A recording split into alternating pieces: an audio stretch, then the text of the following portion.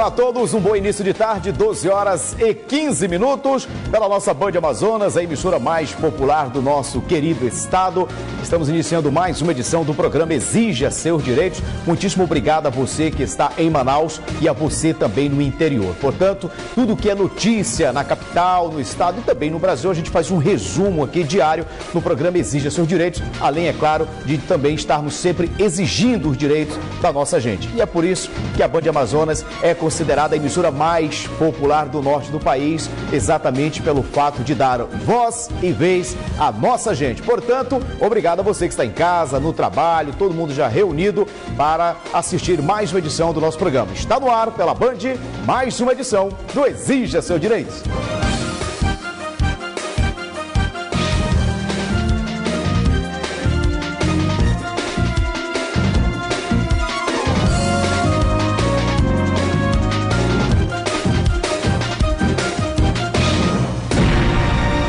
Muito bem, são 12 horas e 16 minutos e a gente começa a edição de hoje também trazendo as notícias, né? Tudo foi comentado no final do dia de ontem e também o que está sendo muito comentado, inclusive nas redes sociais. Ontem, inclusive, nós falamos sobre uma fuga que estava acontecendo na cadeia pública Raimundo Vidal Pessoa. Portanto, olha, 6 detentos fugiram da cadeia pública Raimundo Vidal Pessoa na manhã de ontem, bem na hora, inclusive, da troca de turno dos policiais. 4 foram recapturados ainda na manhã de ontem e 2 continuam foragidos.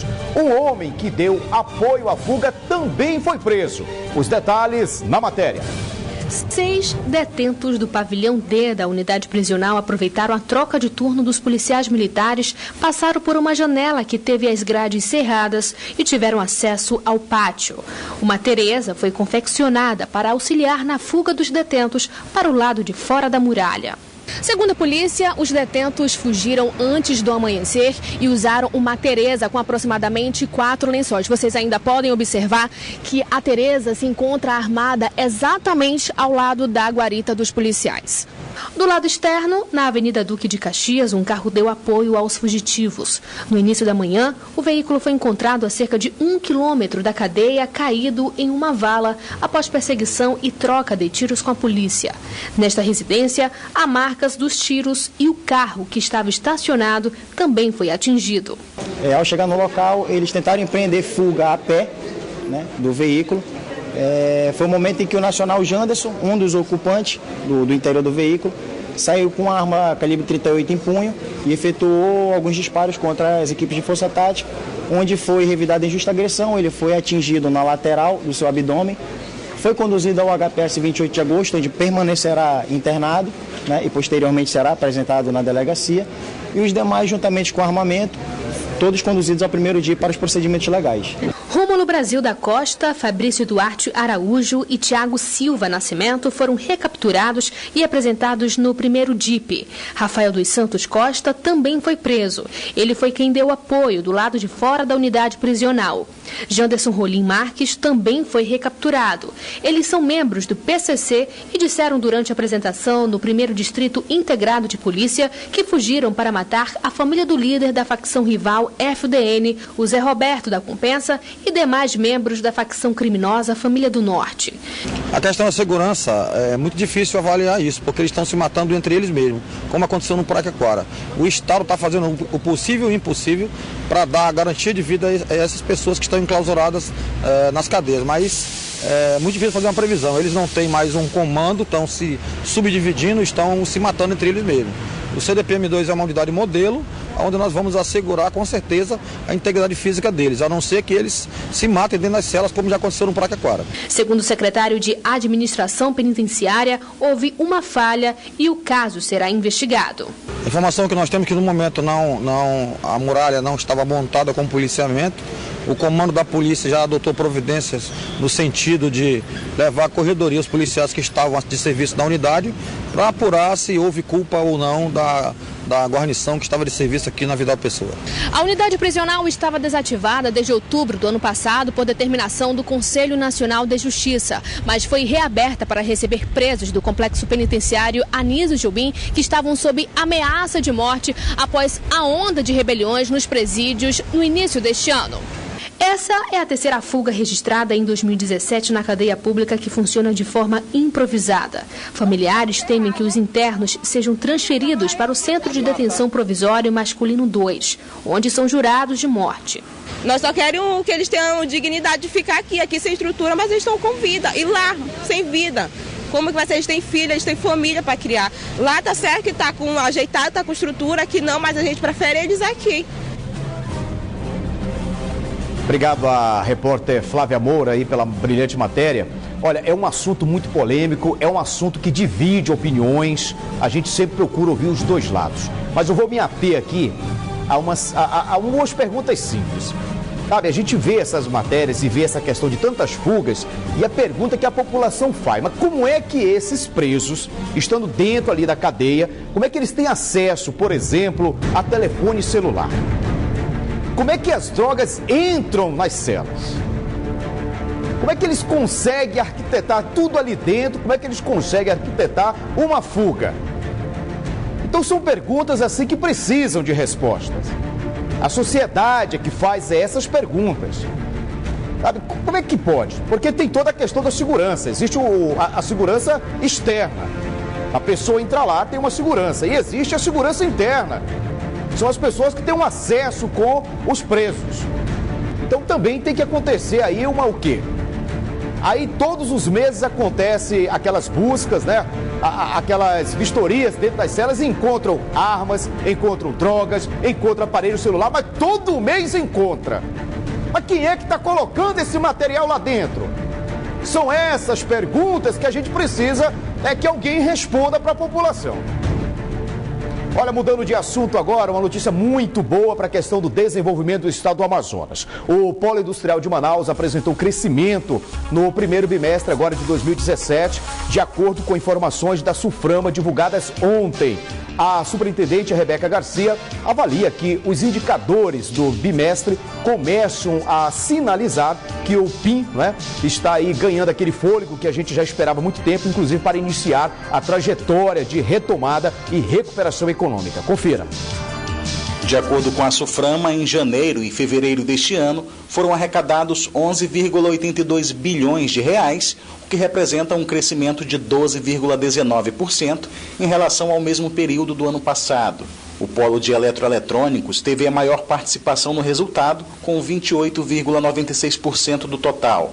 Em seguida, estão os segmentos de bem de informática, duas rodas e químico. Já o número de empregos caiu. Foram 85.500 trabalhadores entre efetivos, temporários e terceirizados em fevereiro deste ano, contra 86.554 em fevereiro de 2016, queda de 1,22%. Muito bem. Olha, a gente agradece, a gente parabeniza inclusive a nossa superintendente, a Rebeca Garcia, que é uma economista, né? Tem um currículo muito invejável, inclusive, parabéns, que a gente sabe que o Brasil vem passando por dificuldades nesses últimos 3 anos, só queda, e agora aí o nosso polo industrial começa a ter uma respiração. Quando a gente começa a falar sobre respiração no polo industrial, isso quer dizer que pode ser gerado mais emprego.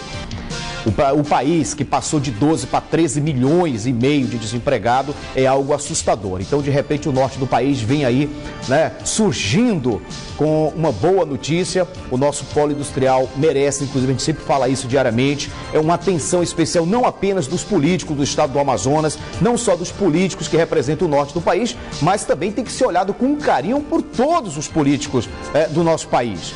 Porque daqui gera muito emprego, daqui gera riquezas. Então é importante também a gente salutar aí uma boa notícia como essa.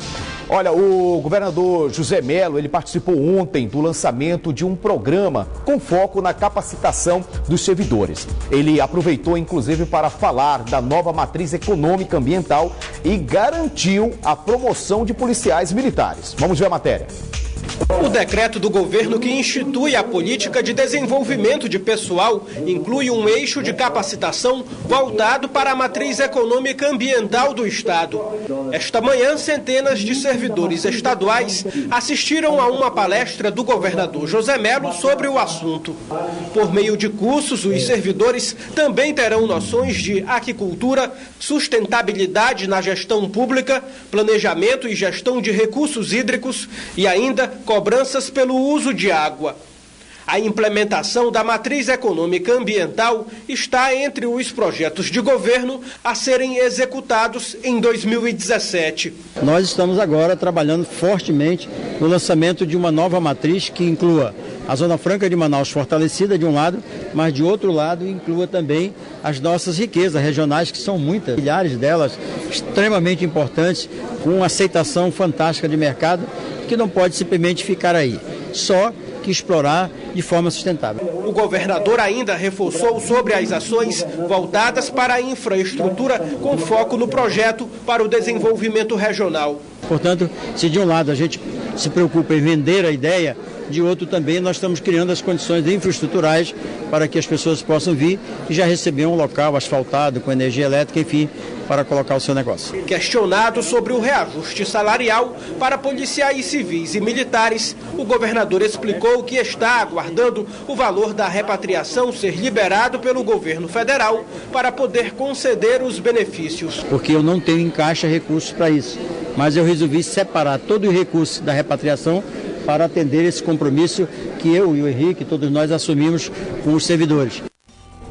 Muito bem. Olha, essa questão aí da Polícia Militar é algo que os policiais estão esperando já, inclusive, há um bom tempo.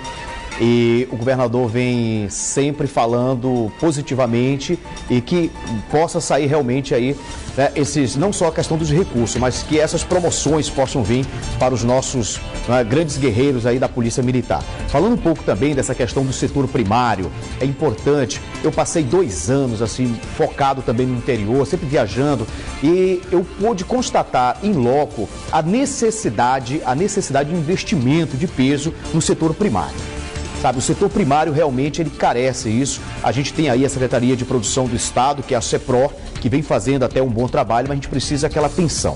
Sabe, o caboclo, o pessoal do interior, ele precisa realmente ter o respeito que ele merece. É importante, inclusive, para que as pessoas não saiam, né, ou seja, do interior, que eles desistam da produção do setor primário para vir tentar a vida na capital ou no setor da indústria, que a gente sabe as dificuldades que são. Então é importante isso aí. Eu quero agradecer, inclusive, também ao jornalismo da Band por ter cedido essa matéria para a gente poder, inclusive, passar aqui e comentar um pouco sobre isso. Agora, olha, a gente também precisa falar de um assunto, a questão de saúde, que é um caso que foi muito comentado também sobre a questão de uma criança de 12 anos, não é isso? A Fundação de Vigilância e Saúde, ela está, inclusive, investigando o caso de uma menina de 12 anos que está com sintomas de meningite. A criança está internada na Fundação de Medicina Tropical, já apresentou melhora, mas os médicos querem saber se a causa da meningite ela é bacteriana. Os detalhes na matéria. O caso está sendo investigado pelas equipes de saúde para confirmar a doença e descobrir o tipo de meningite que atingiu a criança. O diretor-presidente da Fundação de Vigilância e Saúde suspeita que ela tenha sido afetada pela forma mais perigosa da doença, provocada por uma infecção bacteriana que prejudica principalmente o cérebro e a medula espinhal. Dentro dos agentes biológicos, várias etiologias, né? Uma etiologia muito ampla, que são a possibilidade da meningite ser determinada por uma bactéria, mas também temos a questão dos vírus, fungos e até parasitas podem determinar essa contaminação dessa membrana que envolve o cérebro, né? No caso em particular da criança, o andamento da cultura ainda não foi finalizado. No entretanto, toda a medicação específica já foi direcionada para uma meningite bacteriana e principalmente para a cobertura do meningococo. A doença é altamente contagiosa e a família chegou a criticar o atendimento, já que a menina precisou ser atendida em mais de uma unidade de saúde. O papel da FVS junto com a Secretaria Municipal de Saúde é exatamente o de investigar o caso, verificar essa questão dos contatos, né? Ter o monitoramento da definição etiológica. Nós temos toda a rede de atendimento, né? Tanto no que diz respeito aos pronto-socorros, mas também a atenção básica, que pode avaliar um paciente desse, né? Levantar a suspeita. Caso seja confirmado, esse pode se tornar o segundo caso de meningite bacteriana em Manaus este ano. Um caso já confirmado foi registrado no primeiro trimestre. Fatores climáticos podem influenciar a incidência dos casos. O primeiro semestre do ano é onde se concentra o maior número de casos. É exatamente a questão das condições climáticas, como a questão da intensidade das chuvas, as pessoas se aglomeram mais, consequentemente, a probabilidade de transmissão maior dentro dessa etiologia de transmissão pessoa a pessoa. Muito bem. Olha, o maior cuidado, que inclusive a gente passa aqui para as pessoas, porque a meningite ela é transmitida, né? Então, ou seja, aquele contato direto com a pessoa infectada. E um comentário também, as pessoas sempre nas redes sociais estão comentando muito sobre esse assunto, então é preciso a gente ter muito cuidado quando a gente fala que a prevenção é melhor prevenir do que remediar, é exatamente sobre isso. Agora, segundo informações da área de saúde, né, a criança foi medicada, ela está ali sob observação e a gente vai acompanhar, inclusive, também esse caso para a gente passar aos nossos telespectadores. Agora, falando ainda e continuando falando sobre saúde, na manhã de ontem, um navio da Marinha partiu de Manaus com destino aos municípios de Coari e Tefé para realizar atendimentos médicos e principalmente cirurgias de catarata. A previsão é de realizar cerca de 4.000 atendimentos aos ribeirinhos. Confira os detalhes. O navio de assistência hospitalar Carlos Chagas está equipado com 2 consultórios médicos, 2 consultórios odontológicos, um centro cirúrgico, laboratório e farmácia. O destino do navio é o Médio Solimões. Lá, ribeirinhos vão receber assistência médica gratuita pelo projeto amazônico de atendimento oftalmológico. De acordo com a Marinha do Brasil, o público-alvo são comunidades onde não há unidades de saúde. É um projeto que prevê levar a saúde oftalmológica para essas comunidades, né, que de outra forma não teriam acesso a essas facilidades, né? Portanto, é um projeto também que atende o anseio da Marinha de realizar atendimentos médicos e odontológicos e assistência hospitalar a essas comunidades carentes. O mutirão de cirurgias oftalmológicas vai beneficiar ribeirinhos dos municípios de Coari e Tefé. Pelo menos 4.000 atendimentos e 300 cirurgias devem ser realizadas pelos médicos. A capacidade de atendimentos é de 100 a 150 por dia. Além dessa doação e desse atendimento, vão ser também tratados outras doenças oculares, como por exemplo glaucoma, catarata, pterígio, que vão ser operados. O navio partiu com 12 médicos na manhã de hoje. A data de retorno à capital está marcada para o dia 9 de maio. Bem, obrigado aí a reportagem da Gabriela Moreno. E, inclusive, é o seguinte, Tefé e Coari são 2 municípios que estão nos assistindo nesse momento. A expectativa é muito grande lá, a gente tem esse feedback aí através das redes sociais, portanto, ao pessoal de Coari que estão nos assistindo nesse exato momento, ao pessoal de Tefé também, aos municípios próximos e principalmente às comunidades que têm essa carência, né, dessa questão do atendimento. É importante, então, ter informações seguras nos seus municípios, nos seus respectivos municípios. E olha, quem teve a oportunidade de conhecer esse navio, a estrutura montada desse navio, realmente não deixa nada a desejar também para as grandes clínicas. Então, é uma equipe extremamente capacitada, né? O pessoal realmente profissionais qualificados, capacitados para atender sempre, é claro, com muito carinho e muito profissionalismo os nossos queridos amigos e telespectadores também do interior, em especial ao pessoal aí do Médio Solimões. Portanto, recebam realmente aí com muito carinho essa equipe, porque são pessoas que vão aí para ajudar, né? A gente sabe que é difícil chegar à medicina, à educação, tudo é difícil chegar ao nosso caboclo do interior. Então, quando a gente tem notícias como essa, ficamos extremamente felizes. Então, boa sorte aí aos profissionais e também um bom atendimento aos nossos queridos amigos que estão no interior, esperando aí por essa oportunidade. Olha, são 12 horas e 34 minutos, a gente vai de intervalo comercial, daqui a pouquinho a gente retorna. Continue com a gente. Muito bem, são 12 horas e 36 minutos, de volta aqui com o programa Exija Seus Direitos. Mais uma vez, obrigado à sua audiência, você de Manaus, você da capital, aos municípios que têm aí o sinal da emissora mais popular do nosso querido estado. Falando em interior, olha, são 12 horas e 39 minutos. Você sabe que a gente abre espaço aqui no programa Exija Seus Direitos para você que é consumidor, para você que tem dúvidas. Então a gente tem um quadro aqui que é exatamente para que você possa aproveitar esse momento e fazer a sua pergunta e ter também a sua resposta. É o nosso quadro Fala Consumidor. Se eu não pagar essa dívida, eu ia perder minha casa. Pra cima para pegar o dinheiro da gente. Eu me chamo Walter Costa, sou radialista da cidade de Tefé e gostaria que vocês me tirassem uma dúvida. Uma instituição de ensino particular pode recusar a emissão do histórico escolar para um aluno inadimplente? As instituições de ensino escolar, sejam elas de ensino infantil, ensino fundamental, ensino médio ou superior, não podem reter o histórico escolar do aluno em razão do inadimplemento. Não só o histórico escolar, quanto declaração e qualquer outro tipo de documento que o aluno solicite da escola, da faculdade, enfim, ela não pode reter por o aluno estar devendo faturas, ele ter débitos em aberto.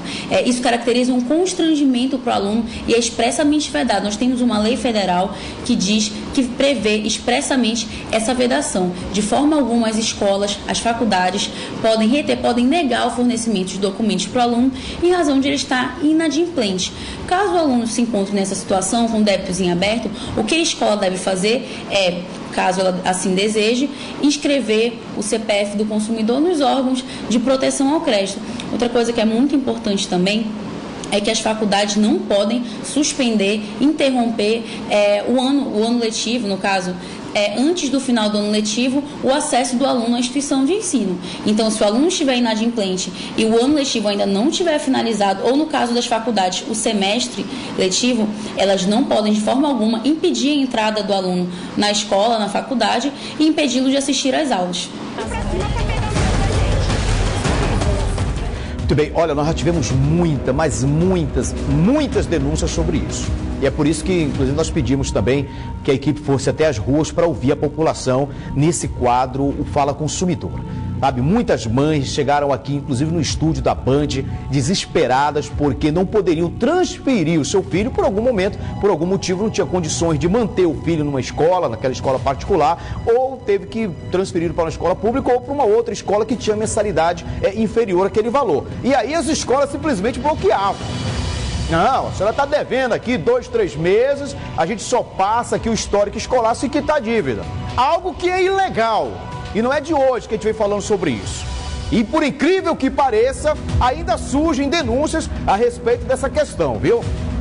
Além de ser ilegal, a família ainda acaba passando um constrangimento. Aliás, falando em constrangimento, acho que nós temos uma matéria aí também que fala sobre essa questão. Às vezes a pessoa consegue ali, ela faz um empréstimo, a pessoa fez uma compra, infelizmente perdeu o emprego, teve uma situação além da sua vontade, deixou de pagar 1 mês, 2 meses ali, determinada conta, e aí vem aquele constrangimento. Sabe, empresas de cobrança, que ficam ligando para o trabalho, ficam ligando para a residência, qualquer hora, qualquer momento, trazendo constrangimento a essas pessoas. Isso também é ilegal. Inclusive, nós temos uma matéria que fala sobre isso. Confira. Muitas pessoas já passaram pela situação de receber insistentemente ligações de cobrança.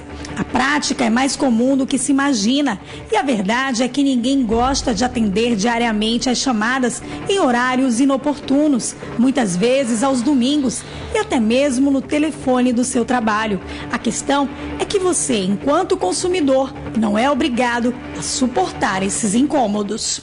O artigo 42 do Código de Defesa do Consumidor estabelece que nenhum devedor pode sofrer qualquer tipo de constrangimento, principalmente no seu ambiente de trabalho, e também não pode sofrer ameaças. Além disso, o artigo 71 do mesmo Código considera infração penal quando as empresas utilizam nas cobranças de dívidas de ameaça, coação, constrangimento físico ou moral, afirmações falsas, incorretas ou enganosas ou de qualquer outro procedimento que exponha o consumidor injustificadamente ao ridículo ou interfira no seu trabalho descanso ou lazer, sendo a pena de detenção de 3 meses a 1 ano e multa. As cobranças, elas não podem ser abusivas, né?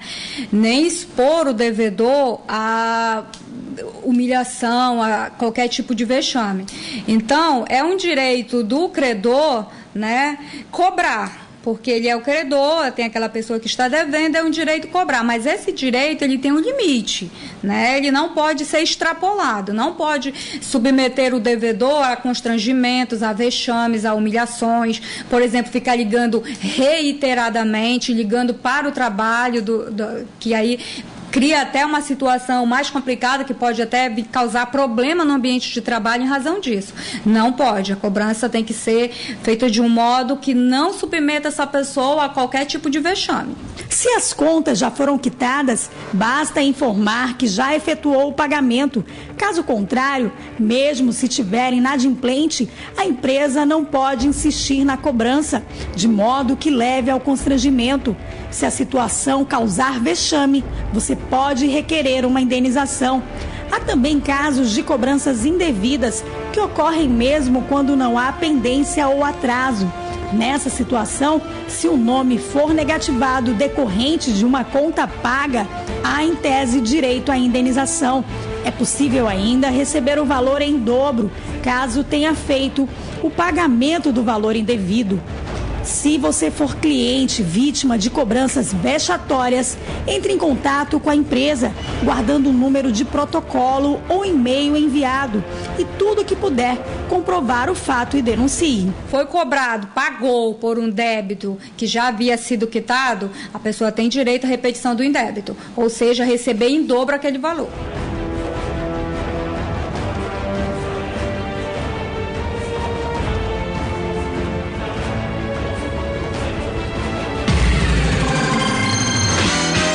Bem, obrigado aí a Valesca Martins. Inclusive foram 2 assuntos, né, abordados na mesma matéria. Eu quero agradecer essa questão do constrangimento.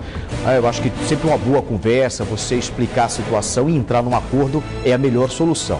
E a outra também, que foi abordada na própria matéria, é essa questão aí de cobrança indevida. A gente diariamente fala sobre essas questões aqui. Inclusive existem muitas empresas que parecem que elas não são organizadas.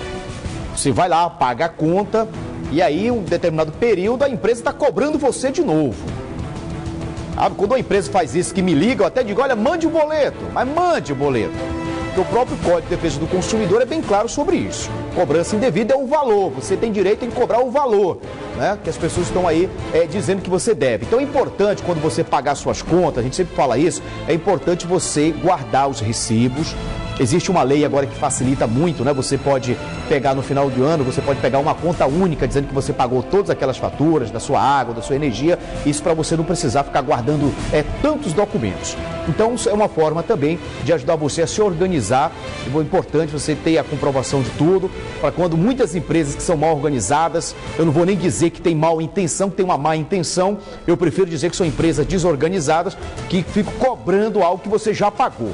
Então é importante aí você ficar atento sobre isso. Olha, você sabe que diariamente aqui na Band Amazonas, 10 para as 7 da noite, nós temos o jornalismo aqui, o nosso Band Cidade. E inclusive a gente agradece aqui essa parceria, porque a gente já vai passar alguns destaques, né? O que você vai ver hoje às 10 para as 7 no nosso jornal aqui, o jornalismo super competente, que é o Band Cidade. Entre eles você vai ver uma matéria que é a abertura de campanha de vacinação. Iniciou hoje a campanha de vacinação contra a gripe em Manaus. A novidade deste ano é a inclusão dos professores das escolas públicas e privadas no grupo de prioridade. Pelo menos 366 mil pessoas devem ser vacinadas entre hoje e 26 de maio, segundo a Secretaria Municipal de Saúde, a Censa. Lembrando que o dia D de vacinação acontece dia 13 de maio em todo o Brasil. Olha, obesidade, é isso mesmo, hein? Obesidade. Manaus é a 6ª capital com maior prevalência de pessoas com excesso de peso. Segundo o Ministério da Saúde, os dados, inclusive, foram divulgados após a pesquisa da Vigilância de Fatores de Risco e Proteção. A pesquisa aponta que o excesso de peso atinge mais os homens e é maior entre pessoas com menor escolaridade. questão da informação. Ainda segundo a pesquisa, Manaus ficou em penúltimo lugar entre as capitais com o maior índice de diagnóstico médico de diabetes, com apenas 5,6% da população com a doença. Olha, mais uma notícia importante para você. Irregularidades no trânsito. Condutores são flagrados fazendo retorno irregular em vias de grande fluxo em Manaus. E motociclistas trafegam em espaços destinados exclusivamente para pedestres. Motivo? Fugir do congestionamento. Portanto, os detalhes dessas matérias e outras notícias você vai conferir 10 para as 7, tá bom? Da noite, no nosso Band Cidade, jornalismo de verdade, jornalismo que vem crescendo muito no estado do Amazonas. Bom, gente, o programa Exija Seu Direito de hoje fica por aqui. Quero agradecer mais uma vez a sua audiência. Continue com a emissora mais popular do nosso querido estado. Vem aí o programa da nossa gente. E amanhã, se assim o nosso bom Deus permitir, estaremos de volta em mais uma edição do programa Exija Seus Direitos. Um abraço e até lá.